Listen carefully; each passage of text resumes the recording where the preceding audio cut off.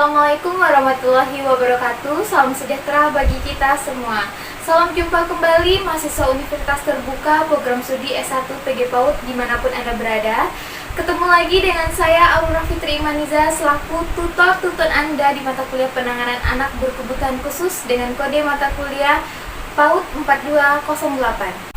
Baik, pada sesi ketujuh ini kita akan membahas terkait anak dengan gangguan bahasa, di mana pada materi ini terbagi menjadi dua pembelajaran, yaitu anak dengan gagap dan anak dengan gangguan atau masalah bahasa reseptif dan ekspresif. Di mana pada materi ini mahasiswa diharapkan dapat mengamati dan memahami perkembangan anak dengan gangguan bahasa dan penanganan yang tepat kepada anak dengan gangguan bahasa.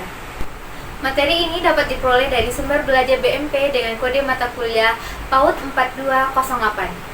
Mahasiswa dapat mempelajari secara mandiri untuk mempelajari lebih dalam terkait materi pada sesi ini. Jangan lupa untuk selalu aktif dalam forum diskusi, mengisi presensi, dan mengikuti tugas yang telah tersedia pada sesi ketujuh.